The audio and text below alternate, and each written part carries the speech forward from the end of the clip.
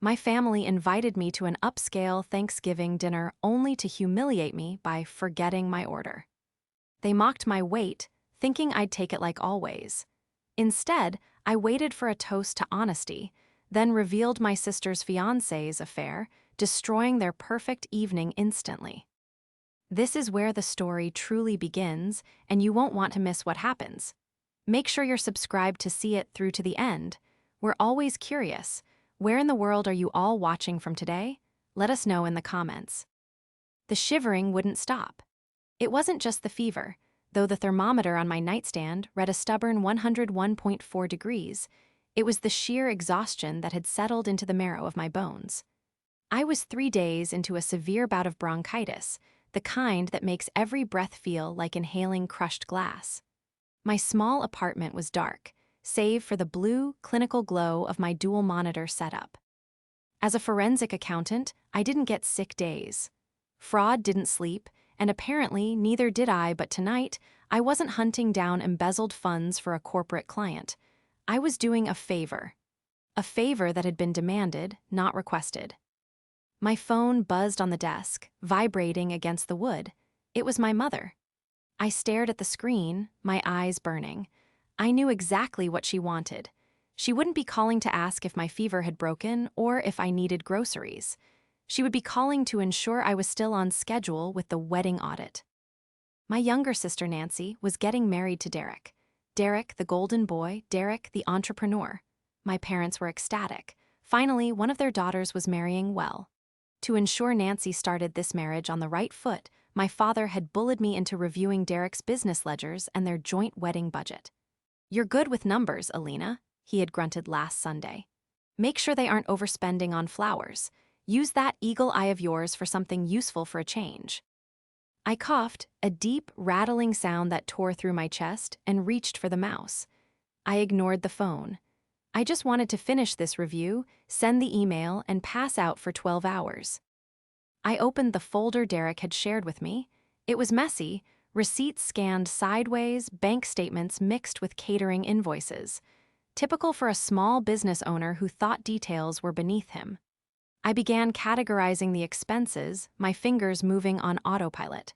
Florist, venue deposit, tuxedo rental. Then I saw it.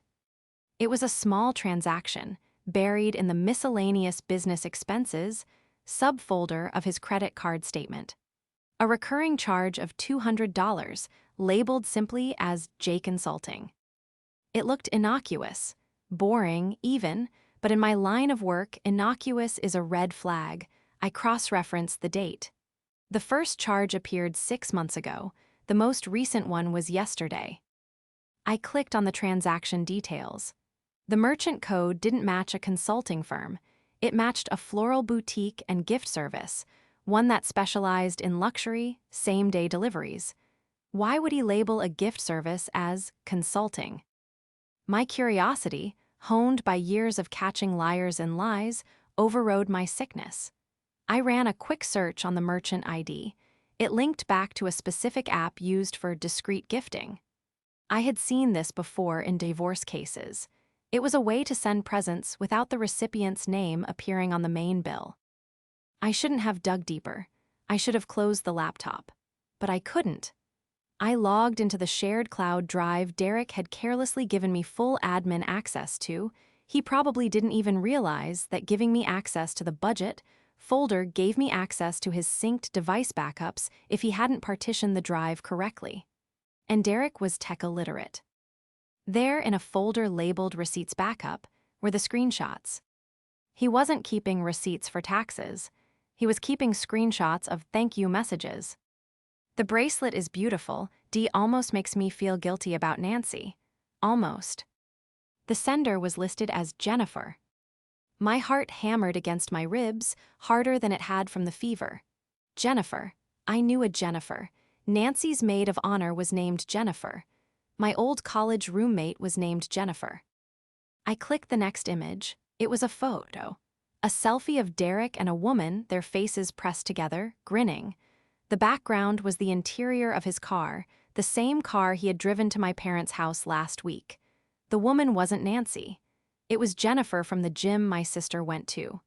The one Nancy had been trying to set me up with because she's single and desperate, just like you, Alina. I sat back, the air leaving my lungs. I felt physically ill, a nausea that had nothing to do with the virus in my system. I was looking at 6 months of documented infidelity.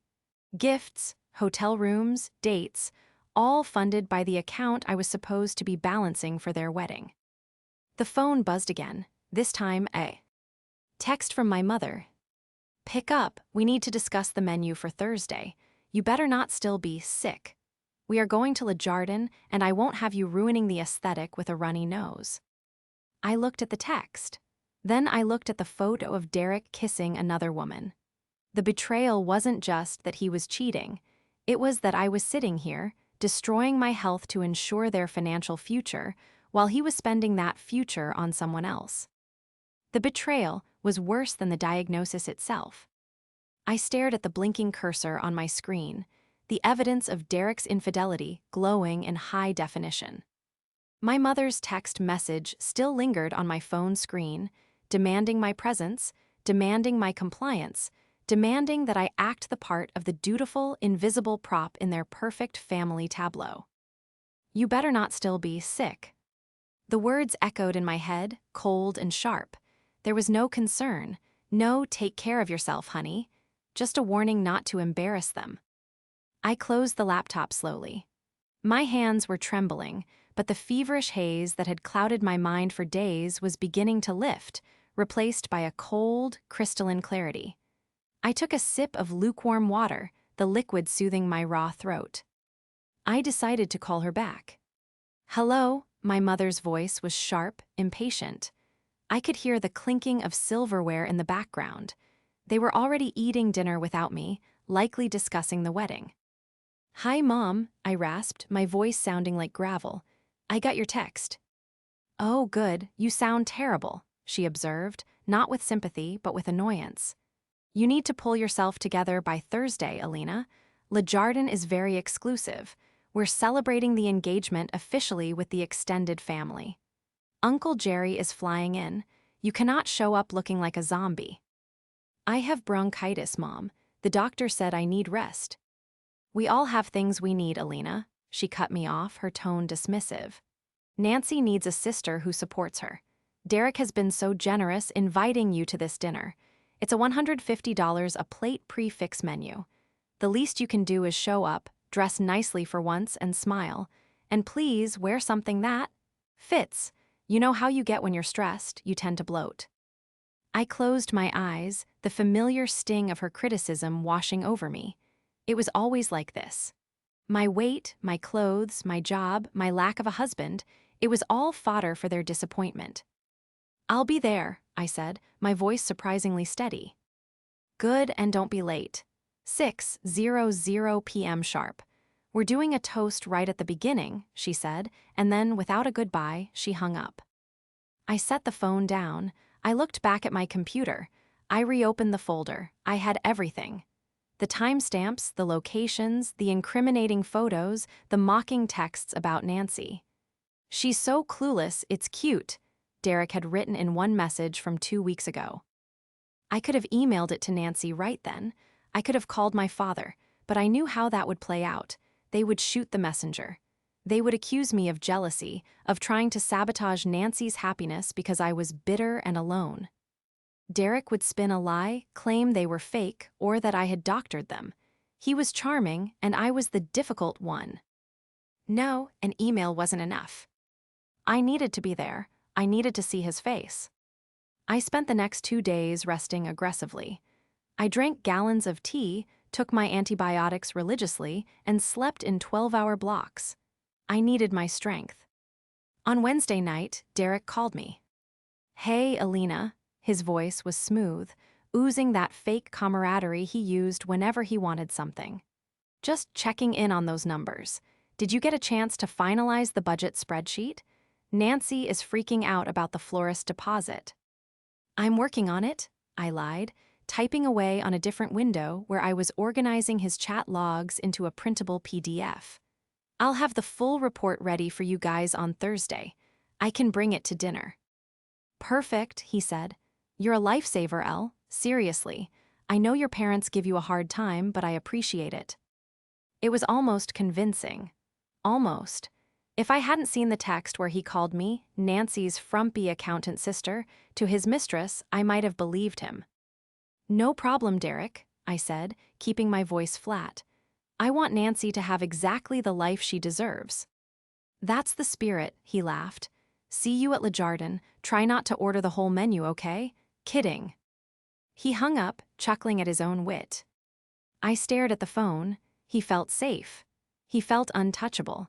He thought I was just the quiet, chubby sister who crunched numbers and took insults with a bowed head. He thought he had fooled everyone. But they had forgotten one crucial thing. I don't just count numbers, I make them talk. And tomorrow, his numbers were going to scream. To understand why I didn't just scream at them over the phone, you have to understand the dynamic. You have to understand what I had given up for them. I was the eldest, but Nancy was the star. From the moment she was born, she was the delicate flower, the one who needed protection and praise. I was the sturdy oak, expected to weather the storms and provide the shade, but never admired. When I was 22, freshly graduated and ready to start my life in Chicago, my father had a heart attack. Who moved back home to run the family hardware store while he recovered? I did. Nancy was in college, rushing a sorority. We couldn't disturb her studies. When Nancy got a DUI 3 years ago, who paid for the lawyer so my parents wouldn't have to dip into their retirement funds? I did. I drained my savings account, money I had been putting aside for a down payment on a condo. I made the wire transfer quietly, and my parents never thanked me. They just praised Nancy for getting through such a tough time. I had spent my entire adult life trying to buy their love with loyalty.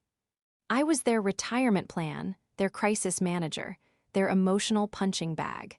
And in return, I got passive-aggressive comments about my pant size and exclusion from the fun family trips because hiking isn't really your thing, Alina. And then came Derek. Derek entered the picture 2 years ago. He was slick, too slick. He claimed to be a wealth consultant for high-net-worth individuals. He drove a leased BMW, wore a Rolex that I was 90% sure was a high-quality replica, and spoke in buzzwords. Synergy, leverage, crypto assets. My parents fell for it hook, line, and sinker. To them, he was the son they never had. He played golf with my dad and complimented my mother's cooking with a charm that felt rehearsed. But from day one, Derek made my skin crawl. It wasn't just the arrogance, it was the way he looked at me. Not with attraction, God no, but with a predatory assessment. The first time we met, he didn't ask about my interests. He asked, so, forensic accounting? Lucrative field, right? What's your hourly? You own your place or rent. He was sizing me up. He was calculating my net worth. Last Thanksgiving, he had cornered me in the kitchen. You know, Alina, he had said, swirling his scotch. You have a lot of equity sitting in that retirement fund of yours. You should let me manage it. I could triple it in 6 months. Help you lose some of that financial weight. He had laughed, poking my arm. And maybe you could afford a makeover. Nancy is worried about you, you know. She says you look tired. He used insults wrapped in concern, just like my mother. It was no wonder they loved him. He fit right in. Now, as I prepared for this dinner, the pieces fell into place. He wasn't just a cheater. He was a grifter. He was marrying Nancy, sweet, naive, spoiled Nancy, because he thought our family had money. He didn't realize that the family money was mostly tied up in the failing hardware store and the house. He didn't realize that I was the only one with actual liquid assets and a solvent future. He was using Nancy, he was mocking me, and he was playing my parents for fools. I put on my dress. It was a deep navy blue, tailored and sharp. It didn't hide my body, it armored it. I applied my makeup with precision, covering the dark circles under my eyes, highlighting my cheekbones. I looked into the mirror. I didn't look like the sick, tired daughter they expected. I looked like a prosecutor walking into a courtroom. I grabbed my purse. Inside, tucked neatly into a manila envelope, were the printouts, the DMs, the photos, the receipts. I checked my reflection one last time. Nancy hasn't seen everything yet, I whispered to the empty room. I walked out the door, ready to ruin Thanksgiving. The valet at Le Jardin sneered slightly as I pulled up in my 7-year-old Honda Civic, sandwiched between a matte black G-Wagon and a sleek, silver Porsche. The Porsche was Derek's. Or rather, the bank's Porsche that Derek was leasing at an APR that would make a loan shark blush, another detail I had gleaned from his credit report earlier that afternoon. I stepped out of the car, the cool evening air biting at my exposed skin. I tightened my trench coat, clutching my purse against my side. I could feel the rectangular outline of the manila envelope inside. It felt heavy, like a loaded weapon. Inside, the restaurant was a cathedral of pretension. Crystal chandeliers dripped from the ceiling like frozen tears, and the air smelled of truffles and old money. My family was already seated at a large, circular table in the center of the room, a prime spot likely secured by dropping Derek's name. I paused by the hostess stand, taking a moment to observe them from a distance. It was a perfect tableau of dysfunction. My mother was fussing over Nancy's hair, preening her like a show poodle. My father was laughing too loudly at something Derek said, desperate to be part of the boys' club. And Derek was checking his phone under TH. E-table, his thumb scrolling rapidly, a small, private smirk playing on his lips. He wasn't texting Nancy, who was sitting right next to him. I took out my own phone. I had set up a simple alert system earlier. Every time Derek posted on social media or was tagged, I got a ping. But I had also done something a bit more invasive. Utilizing a public records aggregator and his predictable username habits, I had located his active profile on a luxury lifestyle forum where users bragged about their conquests. I refreshed the page. A new post from user DKing88 posted 3 minutes ago. Dinner with the in-laws, Boar Fest. Can't wait to unwrap my real dessert later. I felt a cold spike of adrenaline. He was mocking us in real time. He was sitting 5 feet away from the woman he was marrying, surrounded by the family he was swindling, and complaining to strangers on the internet. I walked toward the table. "Elena, you made it," my mother called out, her voice pitching up an octave to ensure the neighboring tables knew she was a welcoming matriarch. She scanned my outfit, her eyes narrowing slightly at the sensible heels. "And you're on time. Miracles do happen." "Hi, Mom, Dad." I nodded to them, ignoring the barb. I turned to Nancy. She looked beautiful, glowing with that specific radiance that comes from being the center of attention, but there was a fragility to her smile. She looked tired. "Hi, Nance, you look great." "Thanks, Elle," she said, squeezing my hand briefly. "I'm glad you came. Derek said you were super busy with work stuff." "Always busy," Derek interjected, flashing his veneer-white teeth. He didn't stand up to greet me. "Grab a seat, Elena. We already ordered appetizers for the table. Hope you don't mind." I sat in the only empty chair, directly across from Derek and Nancy. The positioning was perfect. I had a direct line of sight to his face. "So," Uncle Jerry boomed from the end of the table. Jerry was my mother's brother, a loud, brash man who had made a small fortune in car dealerships and thought honesty was just an excuse to be rude. "This is the financial wizard, huh? The one checking the books." "That's me," I said, unfolding my napkin. "Find any buried treasure?" Jerry laughed, slapping the table. "You could say that," I replied, my eyes locking onto Derek's. Derek's smile faltered for a nanosecond, a flicker of unease crossing his features before he masked it with a sip of scotch. "Elena is very thorough," he said smoothly. "But you know how it is, Jerry. Weddings are expensive. Gotta spend money to make memories, right?" "Right," my father chimed in, "and nothing is too good for my Nancy." The waiter arrived then, balancing a large tray. He began placing intricate plates of beef carpaccio, lobster risottos, and truffle fries in front of everyone. He moved clockwise, serving my father, my mother, Uncle Jerry, Nancy, Derek. And then he stopped. He looked at his tray. It was empty. He looked at me, then at the table, then back at his tray. Apologies, madame, the waiter stammered, looking at his notepad. I seem to be short one entree. I have the fillet for the gentleman, the sea bass for the lady. I don't have an order for this seat. The table went silent. Oh, silly me, my mother gasped, covering her mouth with a hand that sparkled with rings. Derek, didn't you put in Alina's order when you called ahead? You said you were handling the pre-order to save time. All eyes turned to Derek. He didn't look embarrassed. He looked amused. Oh, wow, my bad, Derek said, shrugging effortlessly. I must have completely spaced it. I was so focused on making sure Nancy's dietary restrictions were handled, I guess I just forgot you were coming, Elle, with you being sick and all. He paused, letting the humiliation hang in the air for a beat too long. Then he grinned. But hey, maybe it's a blessing in disguise. You were complaining about feeling bloated on the phone. Maybe you don't need the calories anyway. Get a salad. It's better for the recovery. A few chuckles rippled around the table. My father smirked. Uncle Jerry let out a guffaw. He's got a point. Keep it light, Alina. Swimsuit season is around the corner. My mother waved her hand dismissively. Just order a side salad, Alina. Don't make a scene. We can share some of the fries if you're desperate. I sat there, frozen. The heat rose in my cheeks, not from embarrassment, but from a rage so pure it felt like it could melt the silverware. They weren't just excluding me, they were erasing me. They were telling me, publicly, that my sustenance, my presence, my very existence was an afterthought. I looked at Nancy.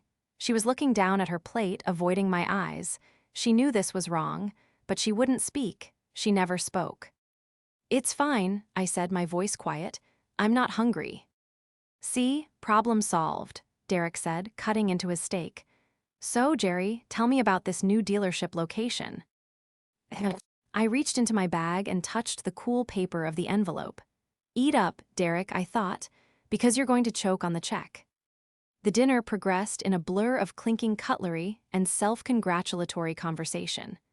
I sat with my hands folded in my lap, my empty placemat, a stark white flag of surrender in their eyes. The waiter had awkwardly placed a small basket of bread near me, clearly pitying me, but I hadn't touched it. I watched Derek. I watched him charm my father with talk of market volatility and asset allocation.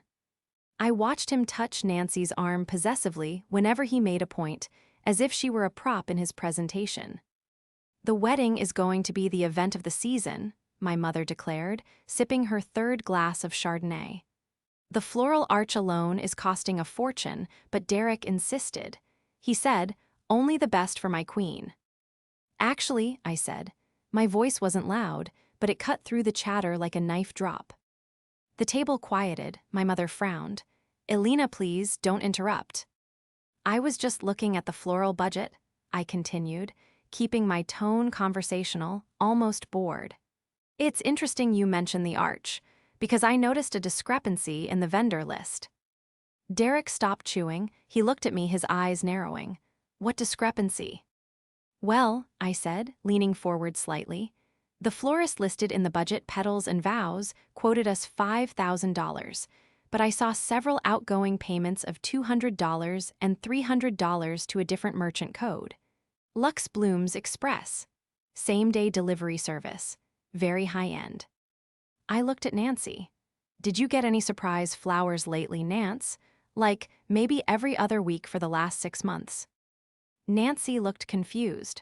No, Derek brings me roses sometimes, but just from the grocery store. He says he likes to pick them out himself.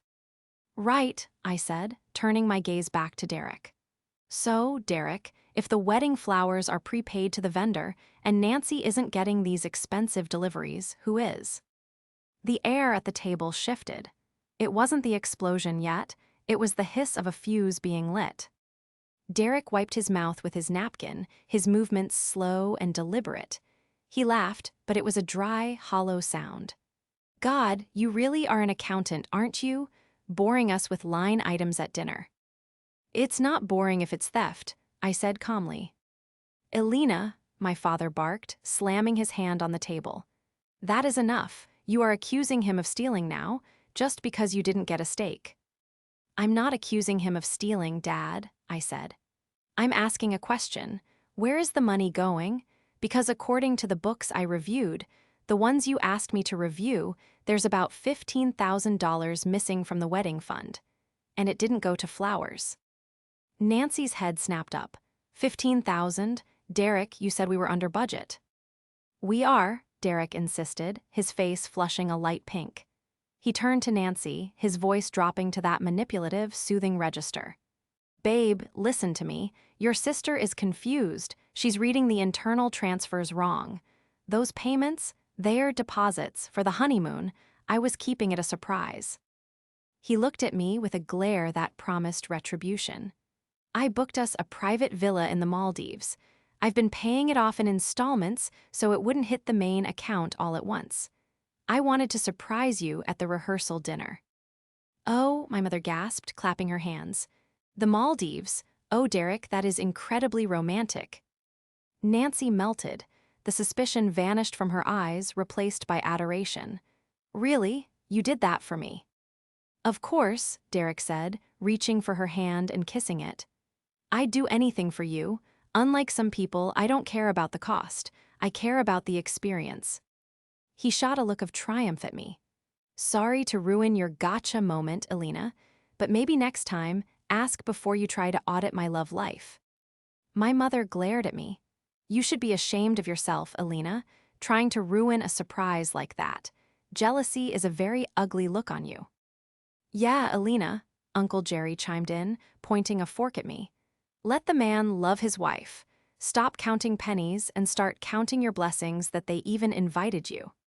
I felt the familiar sting of defeat, the gaslighting washing over me. He was good. He was very, very good. He had improvised a lie about the Maldives instantly. But lies have a mass. They have a weight. And he had just added another heavy stone to the structure he was building on quicksand. The Maldives, I repeated, nodding slowly. That sounds lovely. Which resort? It's a private island, Derek said quickly. You wouldn't know it. Fair enough, I said. I reached for my water glass.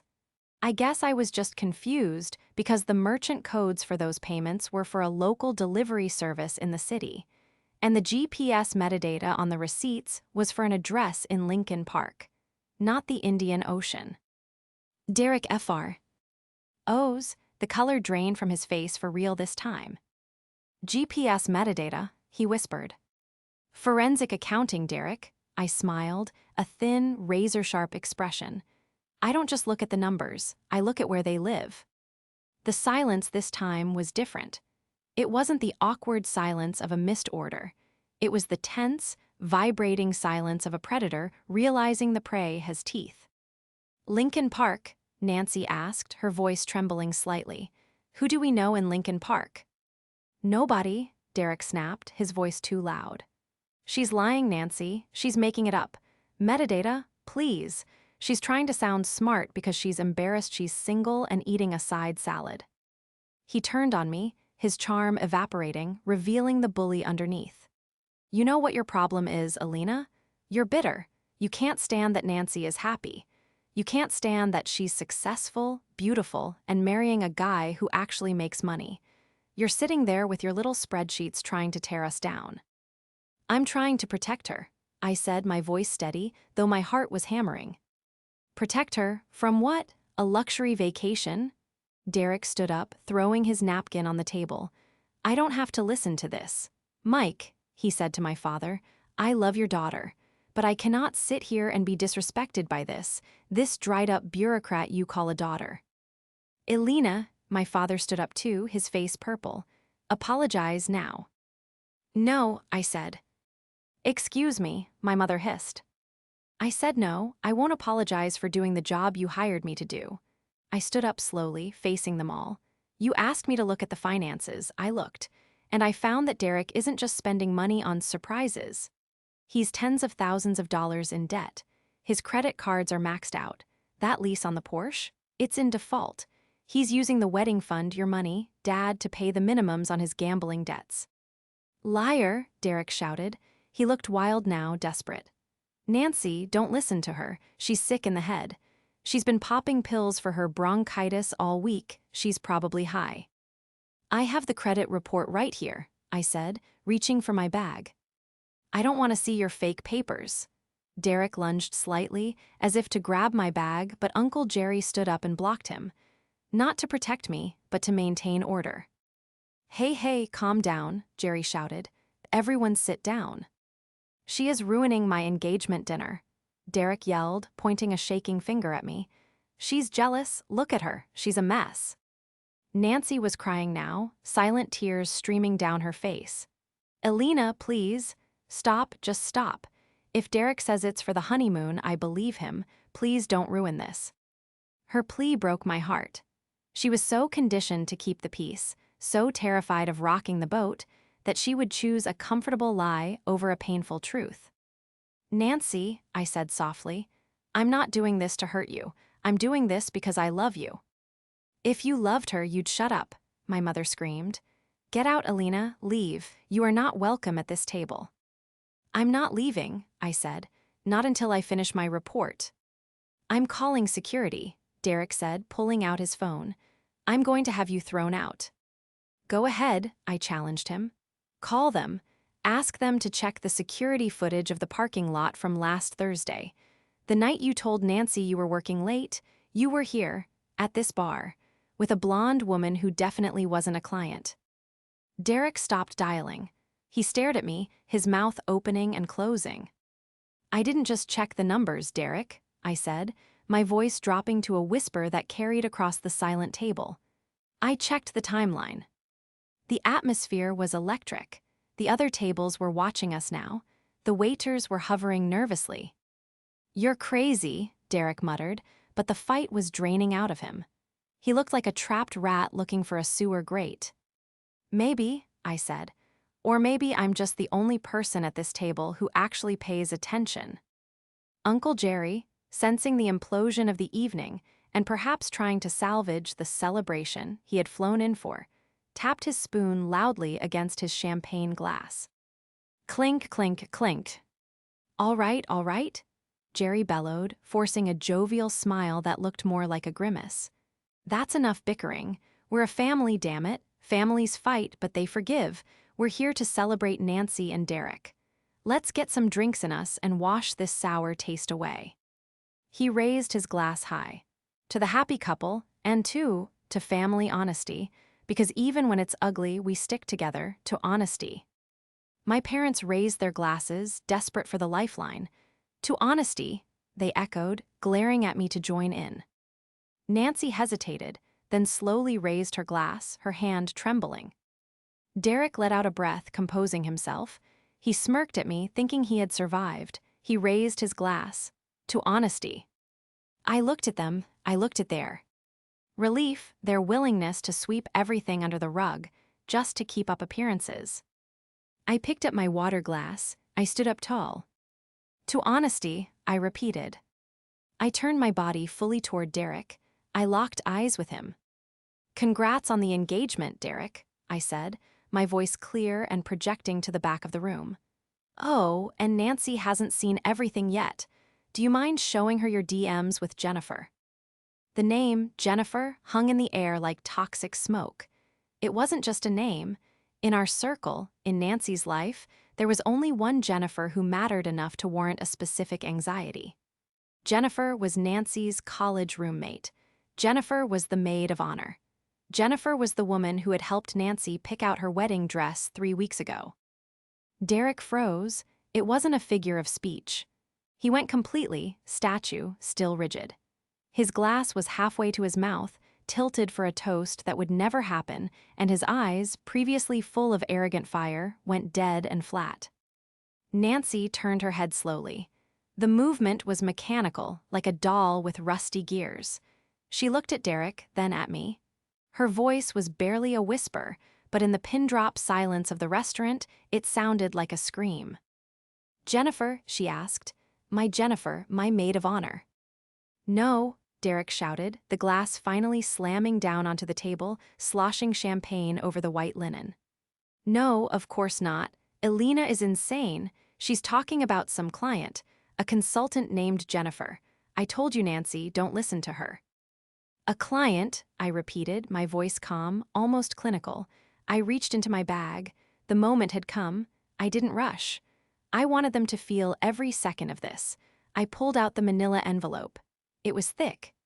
Does this client usually send you selfies from our parents' driveway while Nancy is inside trying on veils? I opened the clasp. I slid the first sheet of paper across the table. It spun slowly on the smooth cloth and came to a stop directly in front of Nancy. It was a printed screenshot, high resolution. It showed a text thread. Contact Jen Jim date October 14th. Message: she's trying on the ball gown. It looks ridiculous, like a meringue. God, I can't wait until this is over and we can take that trip. Put the flight on the business card, old man. Nancy stared at the paper. Her hands were shaking so violently she couldn't pick it up. She just leaned over, reading the words, her breath hitching in her throat. That's Jennifer's profile picture, Nancy whispered. She looked up, tears pooling in her eyes. Derek, that's her number. It's faked, Derek roared, standing up. She photoshopped it. Alina has always hated me. She's trying to frame me. Sit down, Derek, I said. I didn't raise my voice. I didn't have to. I held the deck of evidence. I was the dealer, and I was dealing him a losing hand, card by card. Here is the credit card statement, I said, sliding the next sheet to my father. Dad, look at the highlighted line, October 15th. Southwest Airlines. 2 tickets to Cabo, one for Derek, one for Jennifer blocked under a guest ID. Paid for with the wedding floral budget. My father grabbed the paper. He adjusted his glasses, his face turning a deep, dangerous shade of beet red. He scanned the lines, his lips moving silently as he crunched the numbers. And here, I said, sliding a photo toward my mother. This is from last Thursday, when Derek said he was at a bachelor party. This is a time-stamped photo from the security camera of the jewelry store downtown. He's buying a diamond tennis bracelet. My mother looked at the photo. She looked at the bracelet on the wrist of the blonde woman Derek was holding onto in the grainy image. That's the bracelet Jennifer wore to brunch on Sunday, my mother gasped. She looked at Derek with pure horror. She told me it was a family heirloom. It's an heirloom, all right, I said coldly, bought with Dad's retirement savings. Derek looked around the table. The walls were closing in. The charm was gone. The arrogance was gone. All that was left was a cornered, pathetic man. You don't understand, Derek stammered, looking at Nancy.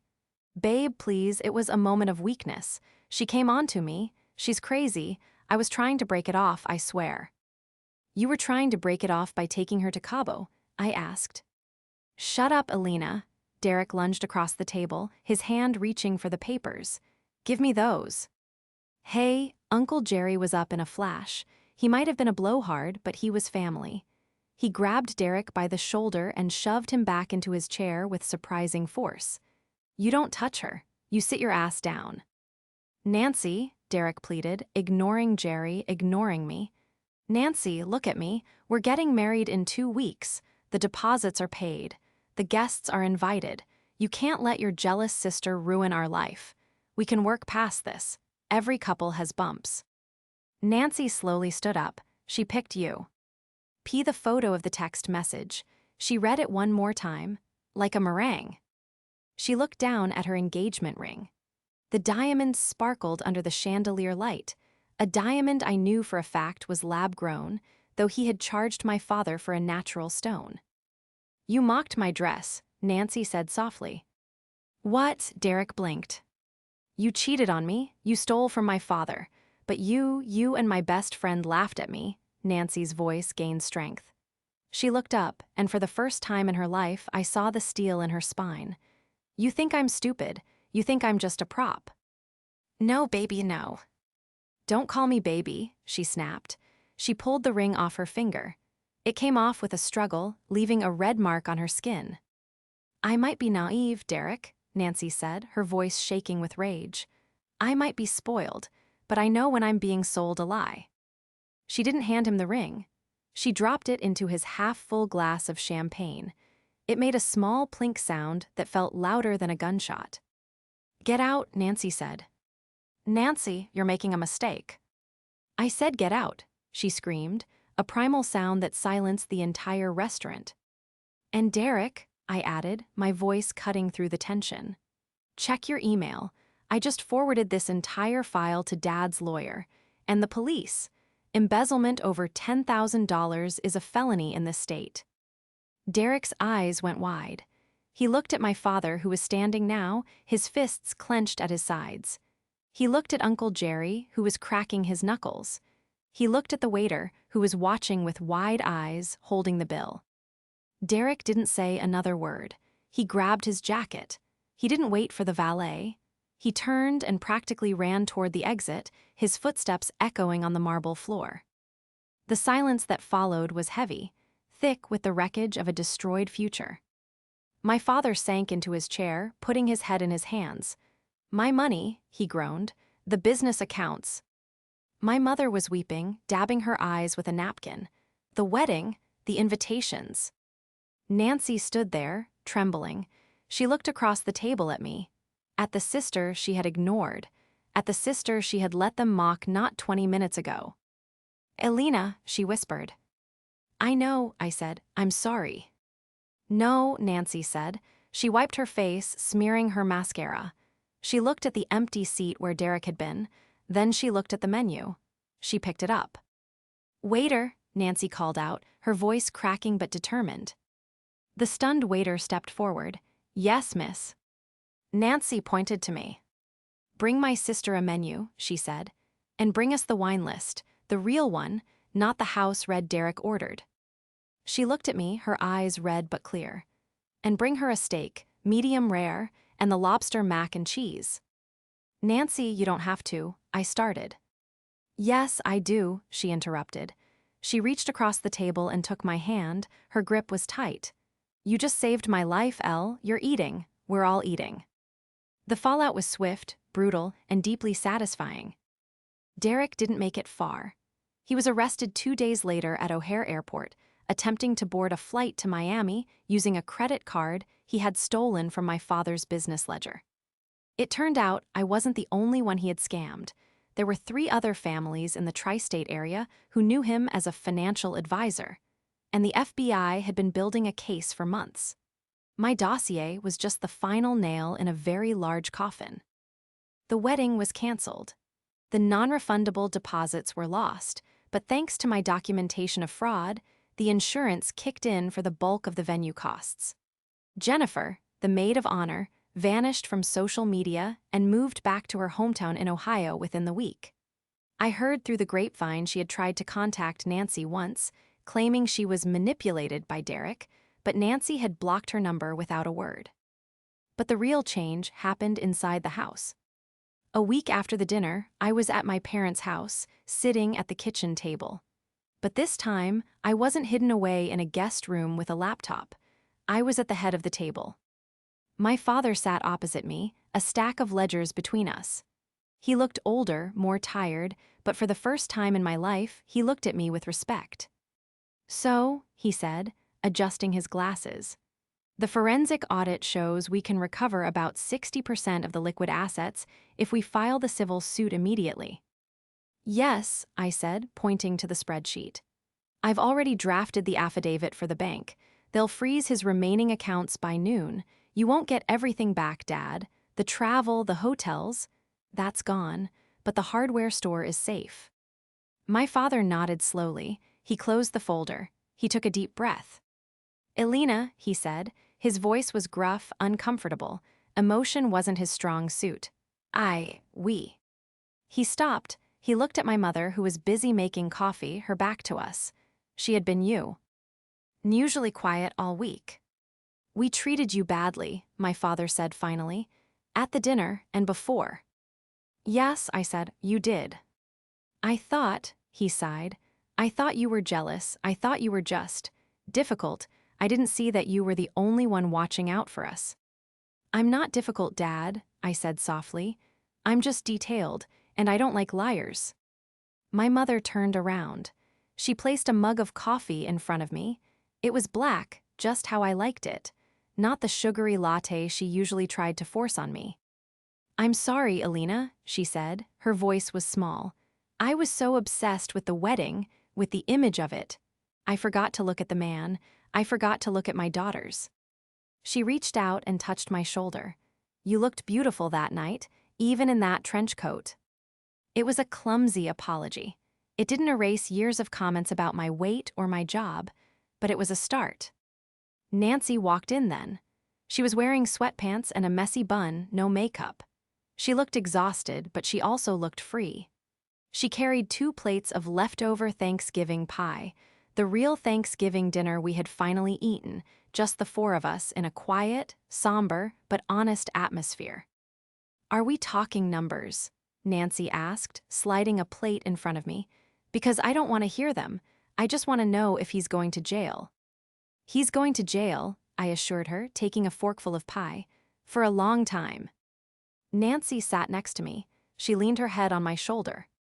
"I'm sorry I didn't order you food," she whispered. That was the worst part. I let them treat you like you didn't exist." "It's okay," I said, leaning my head against hers. "I'm full now." And I was. I wasn't just full of pie. I was full of a strange, quiet peace. I had walked into the fire, burned down the lies, and dragged my family out of the wreckage. I wasn't the golden child. I would never be the one they bragged about at parties for being sparkly or charming. I was the accountant. I was the one who checked the receipts. I was the one who saw the truth. And for the first time, they knew it. I took another bite of pie. It tasted sweet. It tasted like victory. "So," I said, opening a new tab on my laptop, "since we aren't paying for a wedding anymore, who wants to see the budget I projected for a family trip? A real one, somewhere with hiking." My mother groaned, Nancy laughed, my father actually smiled. "Let's see the numbers," my father said. I turned the screen around, and we began to plan.